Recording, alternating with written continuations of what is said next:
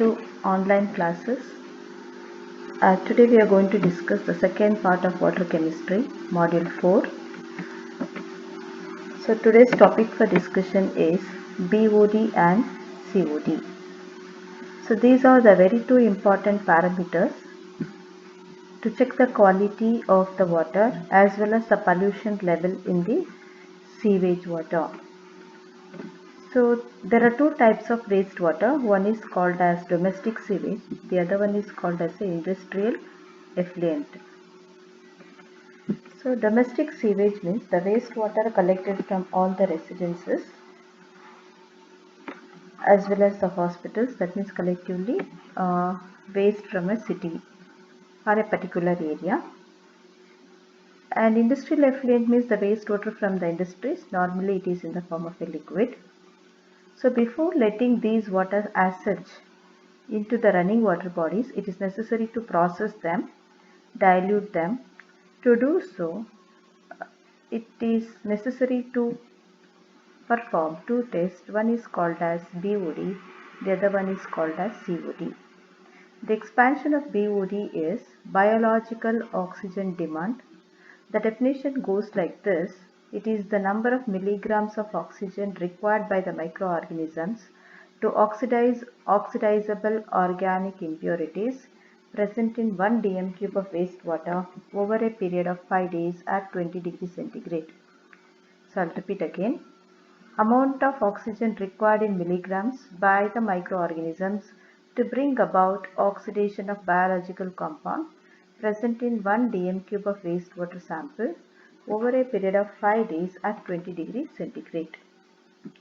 So that means it will tell us the amount of oxidizable organic impurities present in a wastewater. That means the strength of the organic pollutants present in the sewage or industrial effluent or any other water sample.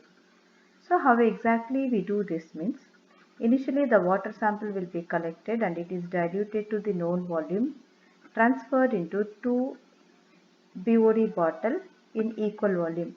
Example, a 50 ml of water sample is collected from a source, a sewage water industrial effluent, and it is diluted to 100 ml, and to each of these bottles 50-50 equally it will be distributed. So let us consider this as a bottle 1 and this as a bottle 2. So these bottles are called as a BOD bottles. And for the bottle 1, immediately the dissolved oxygen will be determined by a method called as a Winkler's method. Amount of oxygen dissolved in that particular water can be determined by a method called as a Winkler's method. It is a iodometric titration. So, and the available DO present in this is represented by D1. So D1 represents the dissolved oxygen in the bottle 1 and the titration is done immediately. The bottle 2 will be kept at a temperature of 25 degree for a period of 5 days. So it will be kept at 25 degree for a period of 5 days in a incubator. A constant temperature to be maintained, hence it is kept in a incubator. So in these 5 days what happens is the soil microorganisms present in the wastewater will bring about aerobic oxidation. So oxidation taking place in presence of oxygen and the microorganisms is called as aerobic oxidation, and all the oxidizable organic impurities gets converted to the carbon dioxide and water. To do so, the pollutants will be consuming certain amount of oxygen. As a result, the quantity of dissolved oxygen in the bottle 2 will be decreasing. After 5 days, so after 5 days, to this water also experiment to be performed, that is same Winkler's method, and the dissolved oxygen available in this bottle is denoted by D2. So the difference between these two, D1 value will be higher because no oxidation will happen and DO is determined in the beginning stage itself. No consumption of the oxygen by the microorganisms, hence this value will be higher. And after 5 days, proportionate to the amount of the pollutants, certain quantity of the oxygen will be consumed. As a result, the DO level will be decreased. So D1 minus D2, the difference between the two titer values multiplied by A by B. So what is A and what is B means, it is a made up volume, that is final volume of water, divided by actual volume of water which we have taken initially from the source. This will tell us the amount of dissolved oxygen demanded by the organic pollutants present in the wastewater sample. So the BOD will give us a clear picture about oxidizable organic or biological impurities present in a wastewater sample, 1 dm cube of the wastewater sample. So what is the importance or significance of this means, this BOD will tell us the organic pollutant level in that particular water sample. As a result, what happens is, so BOD will tell us the oxidizable organic pollutants present. Knowing this, it is possible to dilute the sewage before letting into the running water bodies. That is one thing. The second thing is the value what we get from the previous experiment. So if the value is high, it indicates that higher concentration of the organic matter. If the BOD value is less, lesser the amount of the pollutants present. That means greater the concentration of organic matter in the sewage, greater is the BOD. Lesser the concentration of organic matter in the sewage, lesser is the BOD value. So that's how it is possible to conclude what is the organic pollutant level in a given sewage sample. So from this we understood it will tell us only one type of pollutants. A wastewater or a sewage means it will be having varieties of pollutants in it. So to know that, we should move on to one more experiment called as chemical oxygen demand. The biological oxygen demand will tell us only organic pollutants, whereas the chemical oxygen demand will tell us the complete pollutant strength. So the definition of the chemical oxygen demand goes like this. It is the amount of oxygen in milligrams required to oxidize organic and inorganic compounds present in 1 liter of wastewater sample using a powerful oxidizing agent like K2Cr2O7 in the acidic medium. I'll repeat again. It is the amount of oxygen in milligram required to oxidize organic and inorganic pollutants present in 1 dm cube of the wastewater using strong oxidizing agent like acidified K2Cr2O7. See, in the previous, that is BOD, so two things are needed. One is a microorganisms. So microorganisms are responsible to bring about the oxidation, also oxygen. And here for the chemical oxygen demand, instead of the microorganism, we are using a powerful oxidizing agent like K2Cr2O7 in the acidic medium. The role of the acidic medium is to supply the nascent oxygen for the oxidation. That means the oxidation becomes faster in the acidic medium. So, but we need to study the experimental determination of COD for the examination point of view. So, the principle of the experiment goes like this. So, when a known volume of water sample is taken for analysis, it will be having varieties of pollutants like formaldehyde, formic acid, acetic acid, glucose or some other inorganic oxidizable impurities, varieties of pollutants will be there. Here let us assume one of the pollutant is the formaldehyde. A known volume of water sample, say 25 cm cube of wastewater sample, is taken in a reflux condenser or reflux flask. I'll just draw a picture of the reflux flask. It's nothing but a conical flask with a ground joint. That means to fix another thing called as water condenser, it should be ground joint apparatus, not a normal conical flask it is. It is a ground joint apparatus. So a known volume of water sample, say 25 cm cube of wastewater sample, will be taken in a conical flask.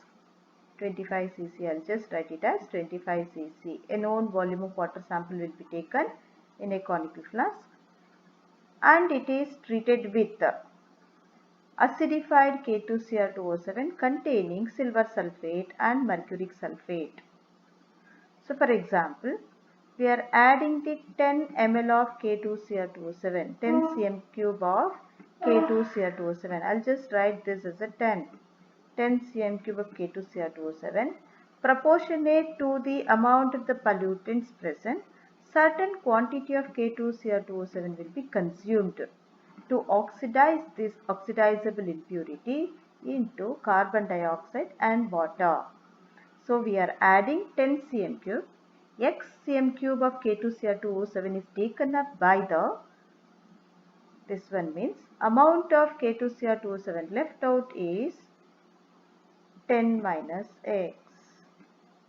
This 10 minus X K2Cr2O7 later on it is titrated using FAS solution. We need to fill the burette with the FAS and that should be titrated. I'll just repeat.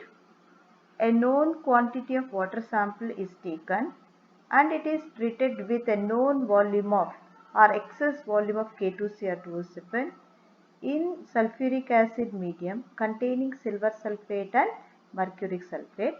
Proportionate to the pollution strength, certain quantity of K2Cr2O7 is consumed and this left out K2Cr2O7 that is 10 minus X is titrated using FAS standard solution. So the volume of FAS consumed by the unreacted K2Cr2O7. So now this 10 minus X we call this as the unreacted K2Cr2O7 and the titer value corresponding to this is left out K2Cr2O7 only. But actually we have to find out how much of K2Cr2O7 consumed by the pollutant.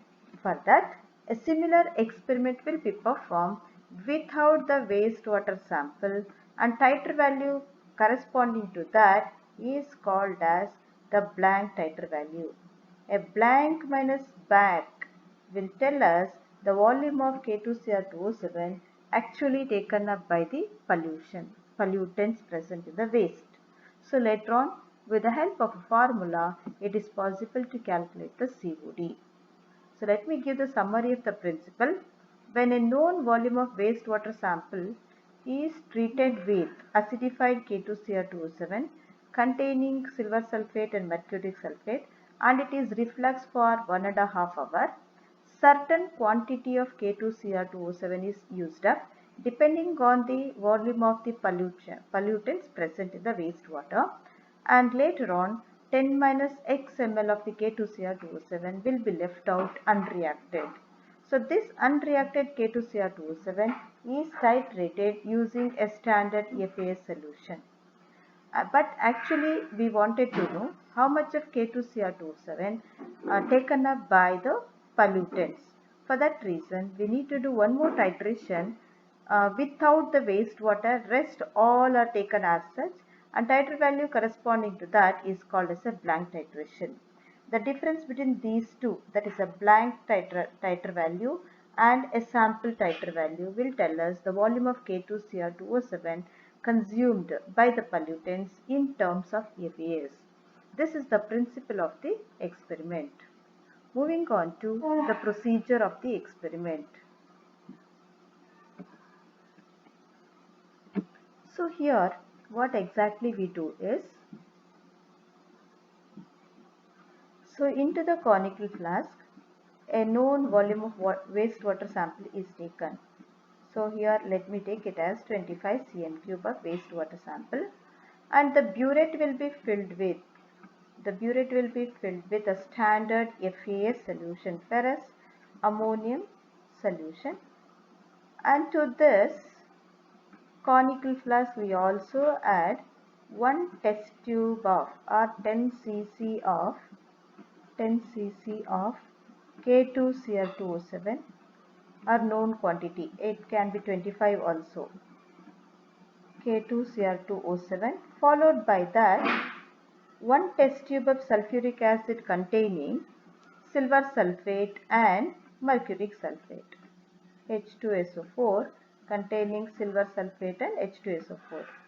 So we also should know what is the role of the other two chemicals. I mentioned one test tube of H2SO4 containing two chemicals AgSO4, Ag2SO4 silver sulfate. So what it does means it is going to act as a catalyst. It oxidizes the pollutants, a stable pollutants present in a wastewater sample. That means if the wastewater is having a stable hydrocarbons like a straight chain hydrocarbon, branched chain hydrocarbon and aromatic hydrocarbon, it may not oxidize very easily. That time it will help in breaking down such compounds. And the wastewater may also have a certain quantity of chloride ion. If these two are binding, it will give a white precipitate of AgCl, and this will interfering in the course of a titration. To avoid this problem, one more reagent is added, that is HgSO4. So this is the role of silver sulfate and mercuric sulfate in COD experiment. So now the conical flask, we are taking 25 cc of wastewater, 10 cm cube of K2Cl2O7 and 1 test tube of sulfuric acid containing 1 gram of silver sulfate and 1 gram of mercuric sulfate, and it is reflexed for some time. So when you do like that, all the oxidizable impurities will get oxidized. So the silver sulfate will convert, oxidizes the stable organic compound or hydrocarbons present. Hence it is acting as a catalyst. And mercuric sulfate, it will avoid the problem of the chloride. So after taking, it should be refluxed or boiled for 1.5 hours. Later it is cooled to room temperature. The burette is filled with the standard FAS, and after cooling, an indicator is added to know the end point of the titration. Without that, we won't come to know the end point. The indicator used in this experiment is called as Ferrion indicator. So we need a reagent called as indicator to check the end point, to know the end point. So indicator name is Ferrion indicator. So the chemical name of ferrion is 1,10-phenanthroline ferrous sulfate. The oxidation state of iron in this is Fe2 plus. Fe2 plus. So I wanted to explain this in detail. See, when we add all these reagents in the beginning, the original color of the solution in the conical flask will be orange. So as we reflex it for 1.5 hours, the color changes to a light yellow. Why means it is because of the left out K2Cl2O7. The yellow color may be because of the left out K2Cl2O7. Certain quantity is used up by the pollutant and some quantity, the 10 minus X, the left out K2Cl2O7 will be producing this yellow or light orange color. So at this time, when we add the indicator, the original color of the indicator is brown. So oxidation state of the iron in the indicator is 2 plus. So this is a reddish brown color solution. When we add this to the conical flask containing all these things, the left out K2Cl2O7, immediately it will change to the green color. It will change to the nice green color. This solution we should start titrating using FAS. Why it changes to the green color means the Fe2 plus ions will change to the other state called as Fe3 plus, oxidizes. How it is oxidizing? Because of the dichromate left out in the conical flask. Now this solution should be keep on titrating. Part by part, FAS is added from the burette into the conical flask. This flask has 10 minus X unreacted K2CO27. From the burette, we are transferring or adding Fe2 plus. Once it reaches the conical flask, it gets oxidized to the Fe2 plus due to the left out K2Cr2O7. It will continue for some more time like this till all the K2Cr2O7 gets exhausted in a conical flask and reaches a state where there is no K2Cr2O7 at all. Further addition of one drop of this reagent, immediately the bluish green, I just mentioned it as Bg, the bluish green color of the solution in the conical flask changes to the indicator color, that is reddish brown. The indicator becomes free, and that is the end point of the titration. Let me give the summary.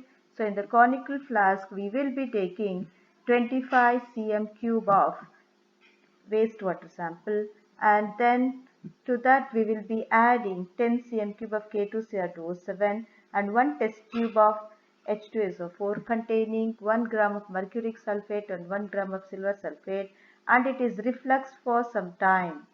So when it is reflux, certain quantity of K2Cr2O7 will be taken up and 10 minus X will be left out. 10 minus X will be left out. Beginning it is orange, after refluxing it becomes yellow color because certain quantity of K2Cr2O7 is taken up by the pollutants present. At this moment, we have to remove or disconnect the apparatus, cool the flask to the room temperature and add 2 to 3 drops of the ferrion indicator. The oxidation state of ferrion is iron is Fe2 plus and the color is brown, reddish brown in color. When we add these 3 drops of reddish brown color to the conical flask, immediately it changes to the green because the potassium permanganate potassium dichromate oxidizes the Fe2 plus to the Fe3 plus. That's how the green color is formed. Now this solution we start titrating against the FAS part by part FAS as and when we add. So Fe2 plus of the burette solution gets oxidized to the Fe3 plus because of this left out K2Cr27. It will continue till all dichromate gets exhausted. So when all the dichromate is exhausted in the conical flask, unreacted K2Cr2O7 is exhausted, further addition of a drop of FAS will release the indicator. So that means, so to near to the end point the solution is bluish green. Further addition of one drop, the indicator becomes free, that is reddish brown. The color change of the titration is bluish green to reddish brown. So and this the titer value corresponding to this is called as a sample titer value or a back titration. We call this as a back titration denoted by A. See, volume of wastewater sample taken is V1 cm cube and volume of FAS consumed in a sample titration that corresponds to the unreacted K2Cr2O7 is A cm cube, and volume of a standard FAS solution in the blank titration.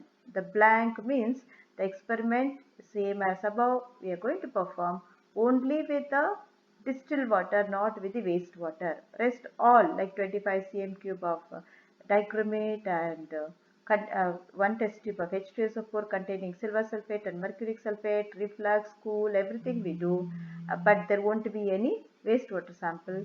The titer value corresponding to that will be B.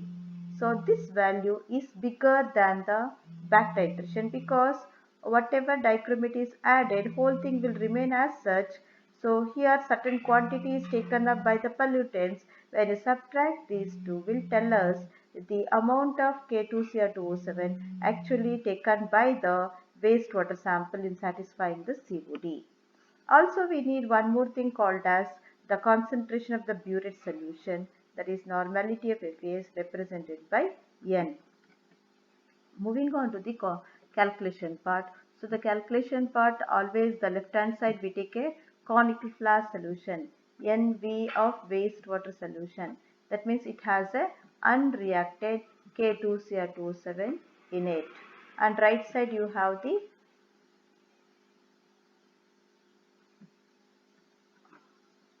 I'm sorry, here it's not unreacted K2Cr27. So here we need to calculate the strength of the wastewater sample means excuse me.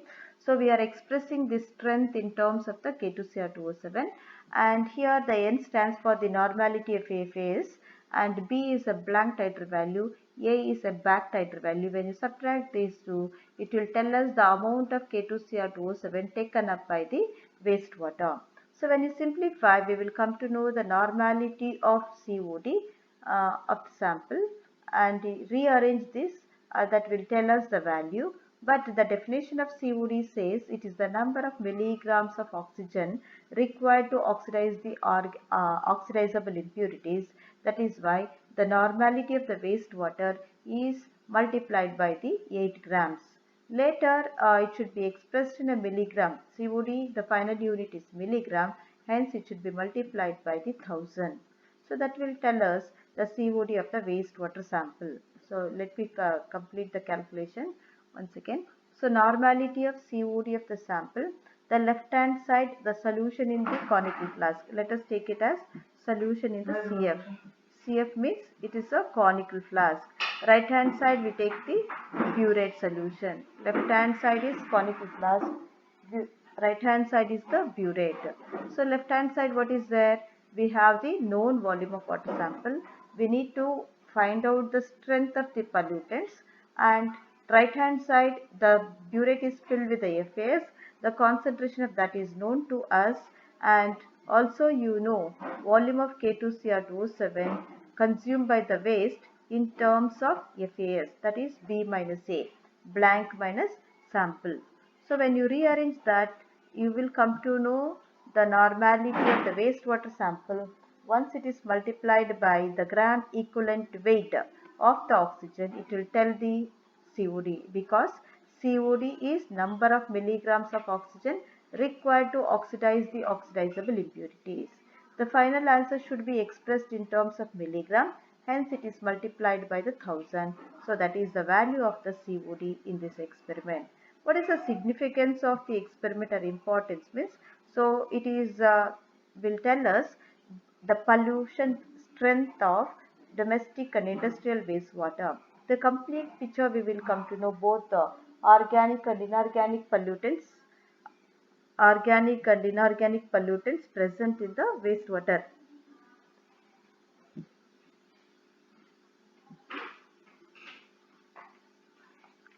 Stop.